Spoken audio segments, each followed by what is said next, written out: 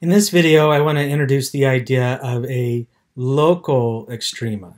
So a local maximum or a minimum. Now this is a concept that is not discussed in the textbook, but is a very important idea in calculus and for kind of investigating functions. So we can have spots where a function isn't an absolute maximum. It isn't the maximum value over the domain, but maybe locally, if I reduce my domain, it would then be a maximum. So if we let C be a real number in the domain of D, f has a local maximum at C if there's some interval containing C such that f of C is bigger than every other value of f in that interval. In that case, we call f a local maximum, and vice versa, f is a local minimum at C if there is some interval containing C so that f of C is less than f of A for all A in that interval.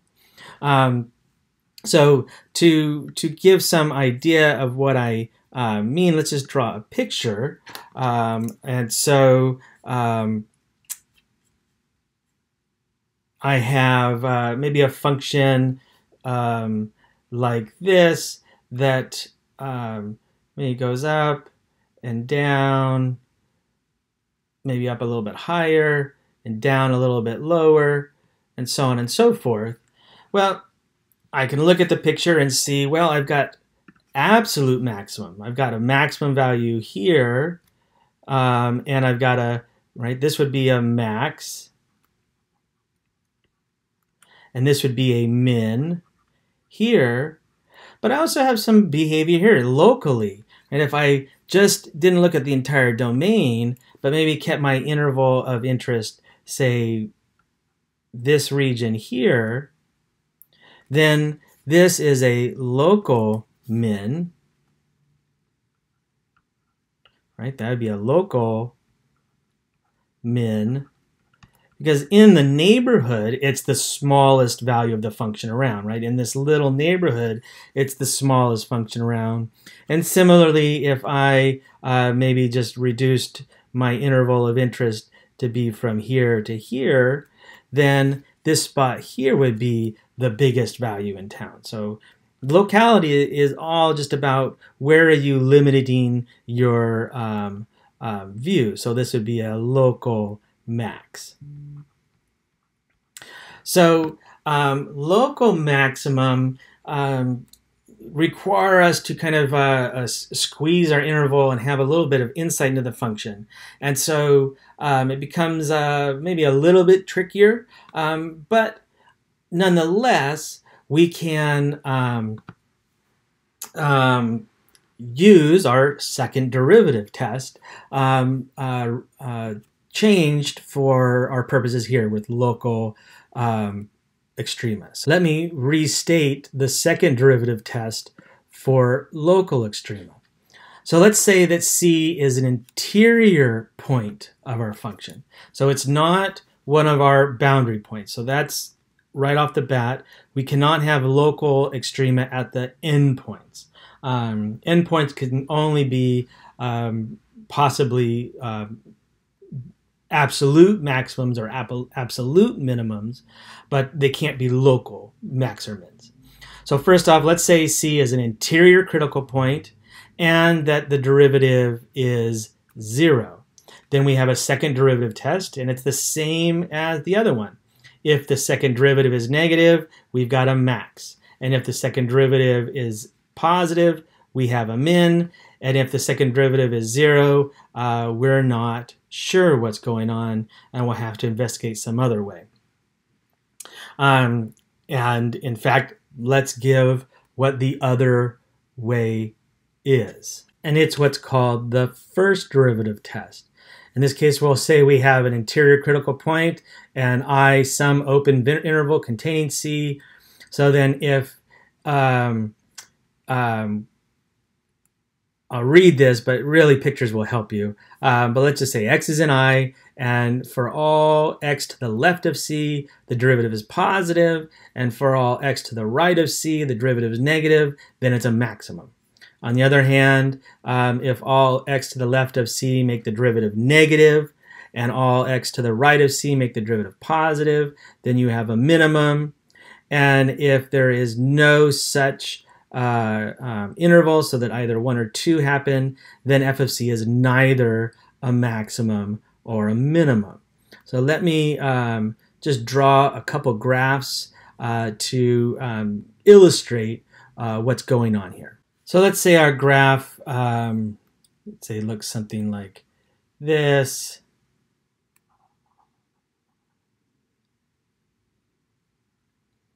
And I can look at the picture and see, oh, well, here's a local maximum. It's not the global maximum, but it's definitely a local maximum.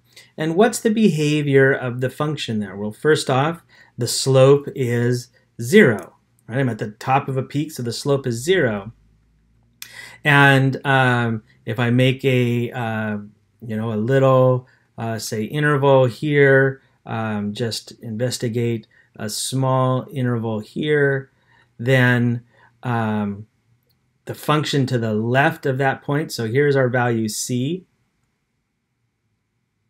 and if I look to the left of it, my function is increasing, right? The slope here is positive. Slope here is greater than 0. Whereas over here, the slope is less than 0, right?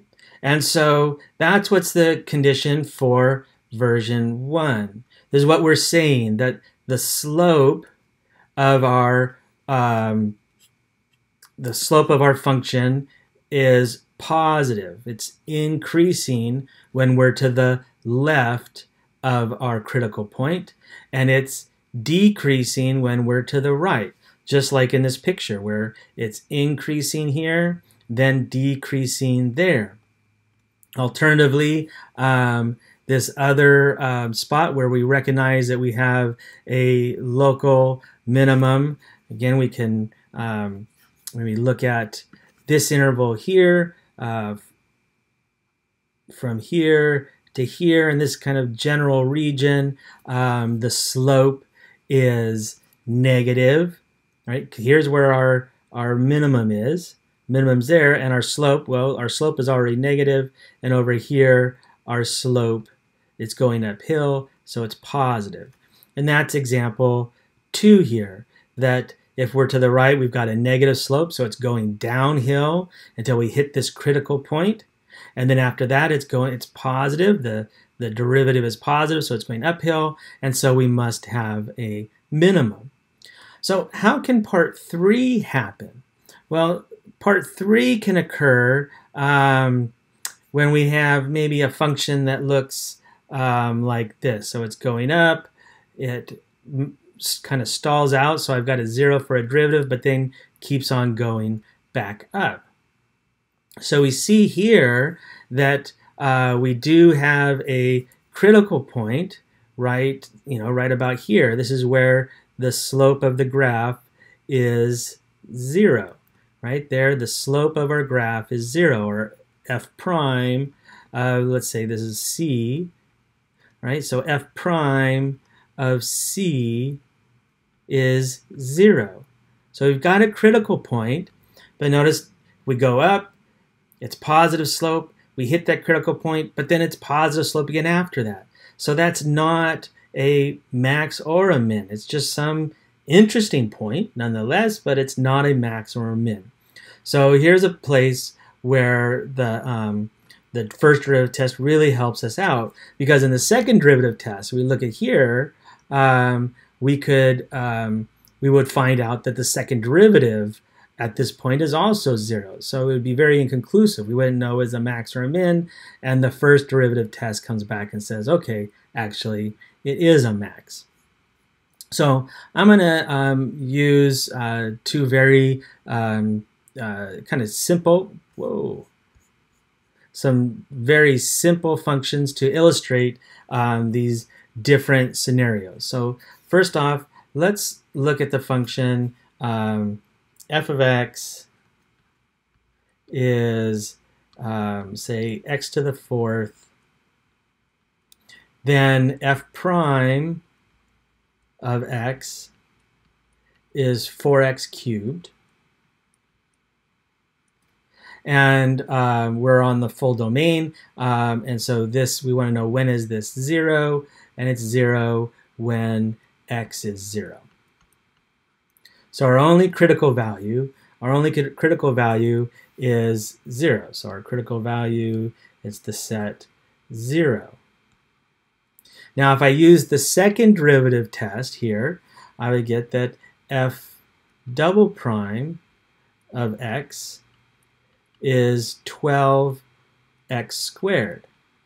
And then if I try to use the second derivative test, right, I'd look at f double prime of 0, it would be 0 as well. So coming back, if we were using the second derivative test, we'd be in this third scenario in which the second derivative is 0 and the test is inconclusive.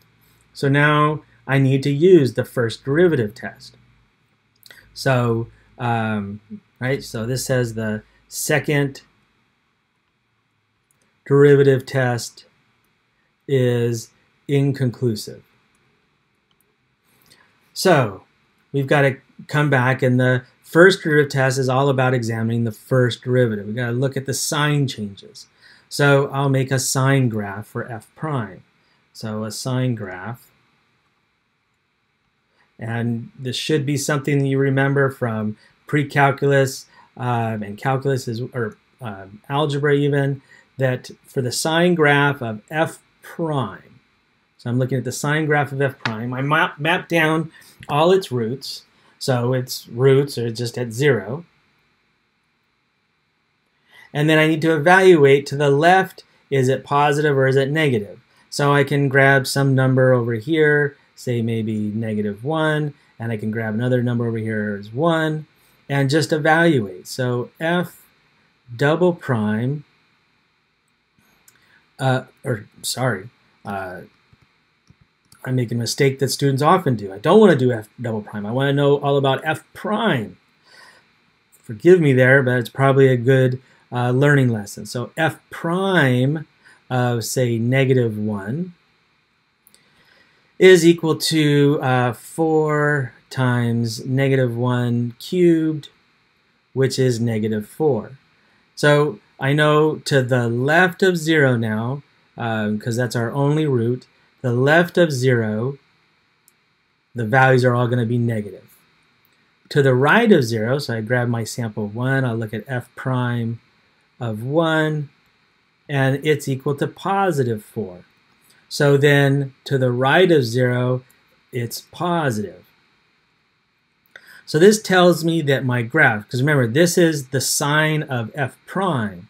So that means our function f is going to be decreasing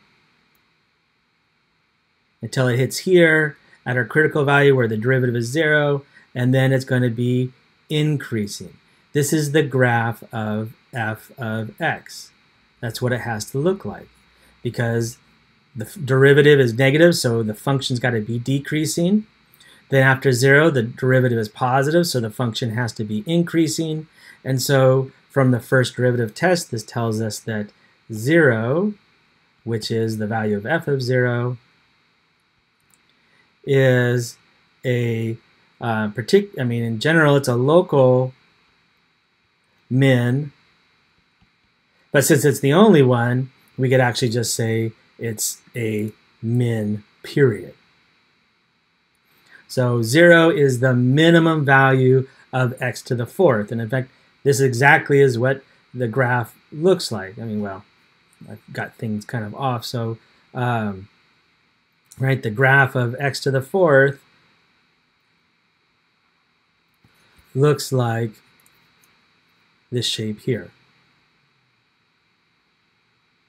And sure enough, it's a minimum there. So the other scenario would be my favorite function for this example would be f of x equals x cubed. So let's go through the same work. So we want to find critical values for this. So f prime of x is 3x squared, which equals 0 only when x equals 0. So just like in the other example, my only critical value is 0. I only have one critical value. So if I were to use the second derivative test, let's just try to use it. So f double prime of x is 6x, and so f double prime of 0 is 0. So again, the second derivative test is inconclusive. So I've got to use the first derivative test. So let me make my sine graph. So I look at my one root. It's 0. So this is the sine graph of f prime. And this is, I can't stress how important this is, that I do the sine graph of f prime. I'm using f prime to investigate f. So I'm looking at the behavior of f prime.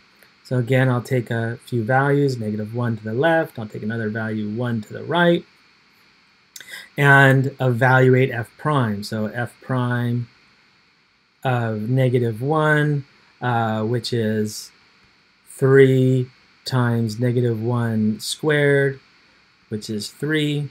And then also f prime of 1 is also 3. Both values are positive, so that means to the left of here it is positive, and to the right it's also positive. And so my function would be, it's going to be increasing, increasing, increasing here until we hit 0, but then it starts increasing again. Right? And that means that there is no maximum value. So f has no maximum or minimum values. Okay, so that's how we use the first derivative test. If the second derivative test fails, we can come to the first derivative test to determine whether we have a maximum or a minimum, as well as any local maximum or minimum.